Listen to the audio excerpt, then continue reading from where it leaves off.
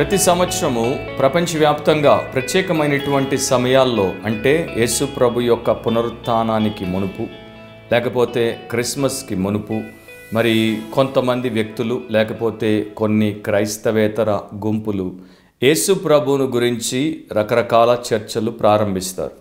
And యేసు ప్రభు యొక్క కన్య గర్భాన జన్మించినటువంటి రీతిని లేకపోతే 33.5 సంవత్సరాలు ఆయన జీవించినటువంటి పరిశుద్ధ జీవన విధానాన్ని యేసు ప్రభు తండ్రి అయినటువంటి దేవుని కుమారుడిగా ప్రపంచంలో ప్రత్యక్షమయ్యాడు అని స్వంతంగా ప్రకటించుకున్నటువంటి ఆ విషయాన్ని లేకపోతే ఆయన శిలువ మరణాన్ని ఆయన భూస్థాపన పునరుత్థానములను మరింకా యేసుప్రభు చేసినటువంటి అద్భుతములను యేసుప్రభు చేసినటువంటి ఆ అధికారిక బోధలను అనేక విషయాలను తప్పు పట్టడానికి ఖండించడానికి వాటిని పూర్తిగా త్రోసివేయడానికి వాటి ద్వారా ఏ ఒక్కరికి ఏ మేలు జరగదు అని నిరూపించడానికి చాలామంది ఏళ్లుగా ఎంతో కాలంగా శాయశక్తుల ప్రయత్నాలు చేస్తూనే వస్తున్నారు. అయినప్పటికీ 2000 సంవత్సరాలుగా యేసుప్రభు స్వయంగా భూలోకంలో ఉన్నప్పటి నుండి ఇప్పటి వరకు ఎవ్వరు కూడా ఈ విషయాల్లో పై చేయిని సాధించలేకపోయారు. ఎవ్వరు కూడా ఈ విషయాల్లో జయాన్ని సాధించలేకపోయారు. ప్రతిసారి యేసుకు వ్యతిరేకంగా వచ్చినటువంటి ఒక వ్యక్తి కానీ ఒక సమూహం కానీ ఒక వ్యవస్థ కానీ అదే పూర్తిగా కుప్పకూలి చిన్నాభిన్నం అయిపోయింది తప్ప యేసు ప్రభువుకి ఎదురుగా నిలవగలిగినటువంటి వారు ఇప్పటిదాకా లేరు, ఇక ఎన్నటికీ ఉండరు. ఎందుకంటే ఆయన అందరినీ మించినవాడు, ఆయన అందరికీ ప్రభు, ఆయన సార్వభౌముడు, ఆయన సర్వాధికారి. ఆయన చిత్తము లేకుండా ప్రపంచంలో ఏది జరగదు. ఆయన నోటి మాట ద్వారా సమస్తాన్ని సృజించాడు. అట్ ద సేమ్ టైం ఆయన యొక్క మహత్తరమైనటువంటి మాట ద్వారానే సమస్తమును నిర్వహిస్తున్నాడు. యేసు ప్రభు సిలువ వేయబడినటువంటి సమయంలో అలాంటి ఒక సందర్భాన్ని మనము మత్తయి సువార్త 27వ అధ్యాయం 62 నుండి 66 వరకు చదువుతాం. మరునాడు అనగా సిద్ధపరచు దినం వరకు మరుసటి దినమున ప్రధాన యాజకులను పరిసయ్యులను పిలాతు నొద్దకు కూడి వచ్చి, అయ్యా, ఆ వంచకుడు సజీవుడై ఉండినప్పుడు 3 దినములైన తర్వాత నేను లేచిదనని చెప్పినది మాకు జ్ఞాపకం ఉన్నది. కాబట్టి 3వ దినం వరకు సమాధిని భద్రము చేయని ఆజ్ఞాపించుము. వాని శిష్యులు వచ్చి వారిని ఎత్తుకొని పోయి ఆయన మృతుల్లో నుండి లేచినని ప్రజలతో చెప్పుదురేమో. అప్పుడు మొదటి వంచన కంటే కడపటి వంచన మరి చెడ్డదై ఉండునని చెప్పిరి. అందుకు పిలాతు, కావలి వారున్నారు కదా, మీరు వెళ్ళి మీ చేతనైనంత మట్టుకు సమాధిని భద్రము చేయుడని వారితో చెప్పాను. వారు వెళ్ళి కావలి వారిని కూడా ఉంచుకుని రాతికి ముద్ర వేసి సమాధిని భద్రము చేసిరి. ఇక్కడ ప్రభు అయిన యేసు సిలువ వేయబడ్డాడు, ప్రభు అయిన యేసు సమాధిలో ఉంచబడ్డాడు. కానీ ఆయనంటే గిట్టనటువంటి వారు, ఆయనకు బద్ధ శత్రువులుగా ఉన్నటువంటి వారు పిలాతు దగ్గరికి వచ్చి ఆయనకు ఒక మనవి చేశారు. అతడు మొదట్లో ఏమైతే చెప్పాడో అది జరగకుండా మేము దాన్ని భద్రం చేసుకోవడానికి మాకు అనుమతినివ్వమని. ఈ సందర్భంలో మీరు చూస్తే ఇక్కడ మనకి పరిసయ్యులు అండ్ ప్రధాన యాజకులు కనపడతారు. ఈ యొక్క పరిసయ్యులు ప్రధాన యాజకులు వీరు యేసుప్రభు యొక్క బద్ధ శత్రువులు. వీరు యూదులకు మరి చాలా గొప్ప వ్యక్తులుగా కనబడినప్పటికీ వారి యొక్క నిజ స్వరూపం ఏంటో దేవుడికి తెలుసు. వీరు పక్కా వేషధారులు, వీరు సున్నం కొట్టిన సమాధులు, వీరు సర్ప సంతానము, వీరు దుష్టులైనటువంటి ముష్కరులు అని బైబిల్ వారి గురించి అభివర్ణిస్తోంది. ఇవన్నీ నేను ఎందుకు అంటున్నానంటే వారు పిలాతుని ఎలా సంబోధించారు, యేసుప్రభుని ఎలా సంబోధించారు అన్నది మీరు చూస్తే హృదయము దేని చేత నిండి ఉండునో నోరు దానినే పలుకును కదా అని ఇదే మత్తయి 12లో యేసుప్రభు చెప్పిన మాటలు మనకు ఎంత యథార్థమో అర్థమైపోతుంది. ఈ వంచకులు అండ్ ఈ యొక్క మరి వేషధారులు అండ్ ఈ యొక్క దారుణమైనటువంటి వారు యేసును వంచకుడు అని సంబోధించారు. ఈరోజు మన యొక్క టైటిల్ ఏంటంటే జీసస్ డిసీవర్ ఆర్ డెలివరర్. యేసు వంచకుడా లేక విమోచకుడా. ఇక్కడ మీరు చూస్తే యేసు ప్రభు పట్ల వారికి ఉన్నటువంటి ఆ యొక్క డిస్రెస్పెక్ట్ అంటే అమర్యాద అనేది కనపడుతుంది. వారి యొక్క అమర్యాద భాషలో కనపడుతుంది, వారి యొక్క అమర్యాద వారి యొక్క బుద్ధిలో కనపడుతుంది. So disrespectful speech and disrespectful mentality అనేది మనం ఇక్కడ వీరిలో చూస్తున్నాం. అండ్ ఈ రోజుల్లో కూడా చాలామంది ఇలాంటి వారు యేసుప్రభుని గురించి నానా రకాలుగా మరి వారి యొక్క వాదనల్లో వారు మాట్లాడుతూ ఉంటారు. వారు మరి వెర్రిగా దాని గురించి మాట్లాడుతూ ఉంటారు. మహిమా స్వరూపుడైనటువంటి యేసుక్రీస్తుని గురించి ఈ రకంగా మాట్లాడిన ప్రతి ఒక్కడు రేపు తప్పకుండా లెక్క అప్పచెప్పకుండా ఉండరు. పిలాతు ఒక భయంకరమైనటువంటి వ్యక్తి, చాలా దారుణమైనటువంటి స్వార్థపరుడు. అలాంటి వ్యక్తిని అయ్యా అన్నారు. గ్రీకులో మరి లార్డ్ అని, సర్ అని అర్థం వచ్చే పదాన్ని వాడారు, కురియాస్. దీన్ని క్రైస్తవులు యేసు ప్రభుకి ఉపయోగిస్తారు, ప్రభువా అని. సో ఈ పరిసయ్యులు లేకపోతే ఈ యొక్క ప్రధాన యాజకులకు నిజమైన దేవుడు ప్రభువు కాడు, రోమన్లు ప్రభువులు, రోమన్ ప్రభుత్వమే వారికి నిజమైనటువంటి పరిపాలక లేకపోతే దేవతా స్థితిలో ఉన్నటువంటి విషయం అనేది మనకు అర్థమైపోతుంది. సో చెడ్డవాడినేమో అయ్యా అన్నారు, మంచి వ్యక్తిని మహానుభావుడైనటువంటి యేసుక్రీస్తునేమో వంచకుడు అని అంటున్నారు. ఈ రోజుల్లో కూడా ప్రపంచవ్యాప్తంగా మనకి ఇలాంటి ఒక పోకడే కనపడుతోంది. చాలామంది దేవుడి గురించి, బైబిల్ గురించి, యేసుప్రభు గురించి, పరిశుద్ధాత్మ గురించి, క్రైస్తవ సంఘం గురించి, మంచి భక్తిపరులైనటువంటి క్రీస్తు మనస్సు కలిగినటువంటి క్రైస్తవ సేవకుల గురించి ఈ రకంగానే వ్యాఖ్యానాలు చేస్తూ ఉంటారు, వెర్రి వాదనలు చేస్తూ ఉంటారు. వారు చాలా తెలివిగలవారు అనుకుంటారు, వారికే ఎలా ఏ విషయాన్ని చేయాలో తెలుసు అని అనుకుంటారు. బట్ అలాంటి వారి గురించి దేవుడు మనకు రోమీలకు రాసినప్పుడు 1వ అధ్యాయంలో వారి యొక్క అసలు సంగతి ఏంటో బయట పెట్టేశాడు. రోమా 1వ అధ్యాయం 21-22 చదువుతున్నాను. మరియు వారు దేవుని నెరిగియు ఆయనను దేవునిగా మహిమపరచలేదు, కృతజ్ఞతాస్తుతులు చెల్లింపను లేదు గాని తమ వాదములు యందు వ్యర్థులైరి. వారి అవివేక హృదయము అంధకారమయమయను, తాము జ్ఞానులమని చెప్పుకొనుచు బుద్ధిహీనులైరి. సో వారు ఏంటో మొదట్లో దేవుడు చెప్పాడు, అండ్ ఇప్పటిదాకా 2000 సంవత్సరాల క్రైస్తవ సంఘ చరిత్రలో వారు ఏంటో మరలా బయటపడుతూనే వస్తున్నారు.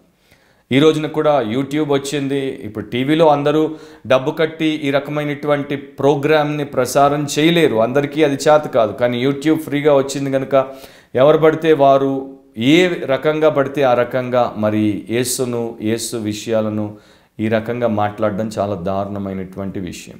సో యేసు వంచకుడా, యేసు విమోచకుడా? ఒకప్పుడు ఒక ప్రొఫెసర్కి ఒక తెలివి కలిగినటువంటి విద్యార్థికి మధ్యలో జరిగినటువంటి ఒక సంభాషణ నాకు గుర్తుకొస్తోంది. ఈ రోమా 1వ అధ్యాయం చదివినప్పుడు వారి వాదన వెర్రి వాదనని, వారు అవివేక హృదయం కలిగినటువంటి వారని, అంధకారంలో ఉన్నటువంటి వారని ఎలాగైతే మనం చదివాం ఆ రకంగానే ఈ యొక్క సంభాషణ కూడా ప్రొఫెసర్కి స్టూడెంట్కి మధ్యలో జరిగింది. లాజిక్ ఇన్ అరిథమెటిక్ అనేటువంటి అంశం అన్నమాట. సో ప్రొఫెసర్ గారు అన్నారు, ఫిగర్స్ కాంట్ లై, ఈ యొక్క సంఖ్యలు అబద్ధం ఆడనేరవు అని చెప్పి ఒక ఉదాహరణ చెప్పాడు. ఒక వ్యక్తి ఒక ఇంటిని 12 రోజుల్లో కట్టగలిగితే 12 మంది ఒక ఇంటిని 1 రోజులో కట్టగలరు. దానికి ఆ విద్యార్థి లేచి ఈ రకంగా జవాబు చెప్పాడు, సరే సార్, మీరు చెప్పినటువంటి లాజిక్నే మనము అరిథమెటికల్గా వాడదాము, అండ్ అప్పుడు ఈ రకంగా వస్తుంది, జాగ్రత్తగా వినండి. 12 మంది ఒక ఇంటిని 1 రోజులో కట్టగలరు అని మీరు అన్నారు. సో 288 మంది ఒక ఇంటిని 1 గంటలో కట్టగలరు. 17,280 మంది ఒక ఇంటిని 1 నిమిషంలో కట్టగలరు. అలాగైతే 10,36,800 మంది ఒక ఇంటిని 1 సెకండ్లో కట్టాలి. మరి 1 సెకండ్లో 1 ఇటుకను పెట్టడం కూడా మనకి ఎవరి వల్ల అవ్వదు. మరి ఇక్కడ అరిథమెటిక్లో లాజిక్ ఉందా లేకపోతే పోయిందా అని చెప్పి విద్యార్థి ఇంకో రకంగా ఆ యొక్క ప్రొఫెసర్కి ఇంకొక మాట చెప్పాడు. ఉదాహరణకి అట్లాంటిక్ మహాసముద్రాన్ని ఒక ఓడ 6 దినాల్లో దాటగలిగితే 6 ఓడలు అదే అట్లాంటిక్ మహాసముద్రాన్ని 1 రోజులో దాటాలి. అది సాధ్యమా? ప్రొఫెసర్ గారు గుటకలు మింగుతున్నారు, ప్రొఫెసర్ గారికి ముచ్చమట్లు పట్టేశాయి, ప్రొఫెసర్ గారికి ఏం చెప్పాలో అర్థం అవ్వట్లేదు. సో అప్పుడు విద్యార్థి అన్నాడు, మొదటిదాన్ని రెండవదాన్ని రెండింటిని నేను నమ్మను, కనుక ఆ యొక్క అరిథమెటిక్లో సత్యము లేదు అని చెప్పి కొట్టిపారేసి కూర్చున్నాడు. ఈ రోజున వీరి యొక్క వెర్రి వాదనలు లేకపోతే ఇతరులు మోపేటువంటి అనవసరమైనటువంటి వాక్య విరుద్ధమైనటువంటి నిందలు లేకపోతే అభాండాలన్నీ కూడా వెర్రితో కూడుకున్నటువంటివి. సో యేసు ప్రభు గురించి వారు అంతగా ఎందుకు భయపడ్డారు అంటే ఆయన చెప్పింది ఆయన చేయగలడు. శిష్యులు ఆయన 3వ రోజున తిరిగి లేస్తాను అని పదే వారికే చెప్పినా కూడా వారు నమ్మలేకపోయారు. దాన్ని వారు దృష్టిలో పెట్టుకోలేదు, జ్ఞాపకం చేసుకోలేదు. నిరాశతో వారు వెళ్ళిపోయారు. కానీ ఈ యొక్క దుష్టులు ఆయన చెప్పాడు 3 రోజుల తర్వాత లేస్తాడు అని చెప్పాడు కనుక అది జరగకుండా సమాధిని భద్రం చేసుకుందామని వారు సిద్ధపడ్డారు. సో చాలా టైమ్స్లో మనం చూసేది ఏంటంటే బిలీవర్స్ కన్నా అన్బిలీవర్స్కి చాలాసార్లు బైబిల్ మీద దేవుడి యొక్క మాటల మీద విశ్వాసము లేకపోతే మరి వారికి కాన్ఫిడెన్స్ ఎక్కువగా ఉన్నట్టు మనకు కనపడుతుంటుంది. మత్తయి సువార్తలో 12వ అధ్యాయం 40వ వచనంలో యేసుప్రభు బ్రతుకున్నప్పుడు ఈ రకంగా చెప్పాడు, యోనా 3 రాత్రింబగళ్ళు తిమింగలం కడుపులో ఎలాగుండెనో అలాగే మనుష్య కుమారుడు 3 రాత్రింబగళ్ళు భూగర్భములో ఉండును. సో దాన్ని వారు నమ్మేశారు, దాన్ని వారు మరి రియల్గా జరిగేటువంటి పరిస్థితిగానే ఎంచుకున్నారు.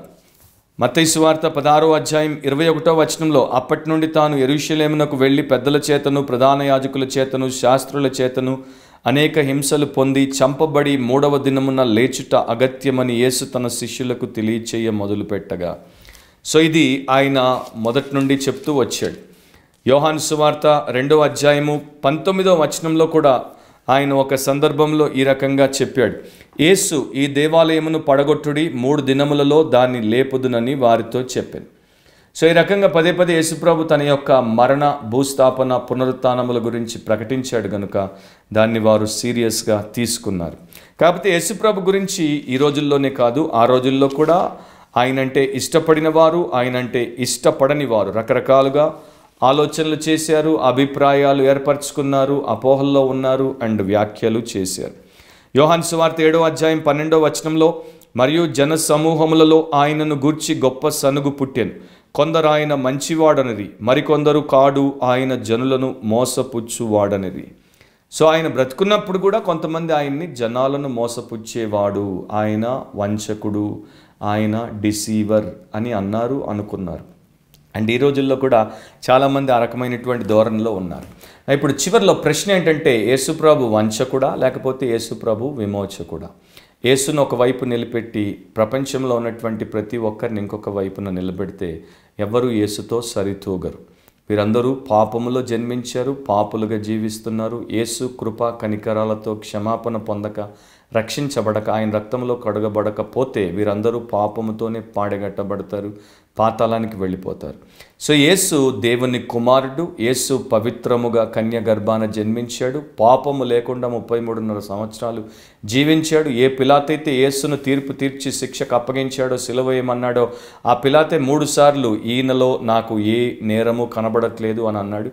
అతడిని సిలువేసినటువంటి శతాధిపతి ఇతడు నిజంగా నిరపరాధి అన్నాడు. అతడిని అప్పగించినటువంటి ఇస్కరియోతు యూదా అతడు అమాయకుడు అని ఒప్పుకున్నాడు. సో ఇప్పటికి కూడా ప్రపంచంలో యేసు ప్రభువుని యథార్థంగా చూసేవారు, చదివినవారు అందరూ ఒప్పుకునేటువంటి విషయం ఏంటంటే, మానవులకు ఒకవేళ విమోచకుడు అంటూ ఉంటే ఆయన యేసుక్రీస్తు ప్రభువే. సో జీసస్ డిసీవర్ కాదు, Jesus is the one and only true deliverer. Yesu వంచకుడు కాదు, యేసు మాత్రమే, ఆయన ఒక్కడే అందరికీ విమోచకుడు. నేను వంచకుణ్ణి, నీవు వంచకుడవు. మనము పాపము ద్వారా మనల్ని మనము వంచుకుంటూ వచ్చాం. ఆత్మ వంచన అంటారు కదా. ప్రతి మనిషి ప్రపంచంలో పుట్టి వాడికి వివేకం వచ్చినా, వాడు పెరిగి ఎంత గొప్ప వ్యక్తిగా పేరుగాంచినా ప్రతి ఒక్కడు ఆత్మ వంచనకు గురైన వాడే.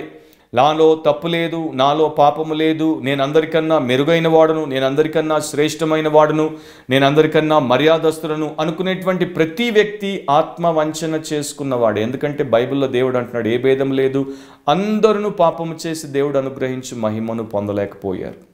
నీతిమంతుడు ఒక్కడు లేడు, ప్రతి ఒక్కడు పాపి, ప్రతి ఒక్కడి హృదయము మోసకరమైనదే, ప్రతి ఒక్కడికి ఘోరమైన వ్యాధి ఉంది, ప్రతి ఒక్కడు నరక మార్గంలో ఉన్నాడు. సో ప్రతి ఒక్కరూ ఆత్మవంచనతో ఉన్నారు. రెండవది, వారు ఇతరులను, వారి కుటుంబ సభ్యులను, లేకపోతే వారి స్నేహితులను, లేకపోతే వారి యొక్క సహ ఉద్యోగులను, లేకపోతే వారి సగ భాగస్వాములను, వారు సమాజంలో ఉన్న వారిని వంచిన వారే. ఏదో రకంగా ఏదో ఒక విషయంలో వంచిన వారే. చిన్న విషయం కావచ్చు, పెద్ద విషయం కావచ్చు, సత్యాన్ని పూర్తిగా చెప్పకపోవడం కావచ్చు, లేకపోతే పూర్తిగా అబద్ధం ఆడడం కావచ్చు, వంచిన వారే. క్రైస్తవ లోకంలో సేవకులుగా ఉన్నవారు, క్రైస్తవులుగా చలామణి అవుతున్నటువంటి వారు, క్రైస్తవ సంఘంలో ఉన్నటువంటి వారు, నన్ను వంచినటువంటి వారిని నేను ఇంతమందిని మీ ముందు పెట్టి చెప్పగలను. అండ్ ఈ రోజున క్రైస్తవ్యంలో ఎంత క్రీస్తు పేరట వంచన జరుగుతుందో మీకు అందరికీ తెలుసు. యేసు వంచకుడు కాదు, యేసు ఒక్కడే విమోచకుడు. యేసు పేరట వంచకులు బయలుదేరారు, యోహాన్ అన్నాడు. అండ్ యేసు పేరట ఇప్పటికీ వంచన చేసేవారు ఉన్నారు. సంఘంలో వంచన, సమాజంలో వంచన. సో ఆత్మ వంచన కాదు, ఇతరులను వంచడం కాదు, కానీ మనకు విమోచన అవసరం. మనల్ని మనము మన యొక్క ప్రతి విధమైనటువంటి మోసపూరితమైనటువంటి జీవితాల్లో నుండి బయటికి అన్నిటికీ పారవేసుకోలేం, తెచ్చుకోలేం.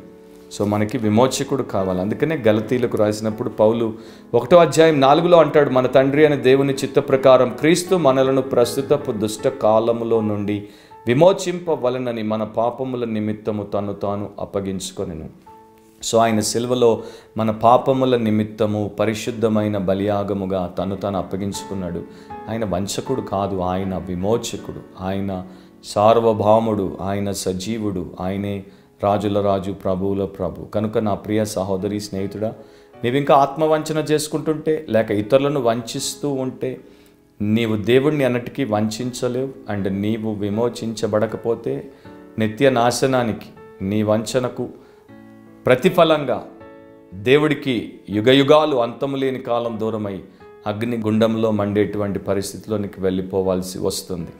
సో అలాంటి స్థితిలో ఏ ఒక్కరు ఉండటం దేవుడికి ఇష్టం లేదు, ప్రభు అయిన యేసుకి ఇష్టం లేదు, మాలాంటి ఆయన ప్రియ సేవకులకు ఇష్టం లేదు. కనుక మీరు ఈ యొక్క ప్రభువుని విమోచకునిగా ఆశ్రయించి రక్షించబడి ప్రతి విధమైనటువంటి వంచన నుండి బయటపడుదురుగాక. ఆమేన్.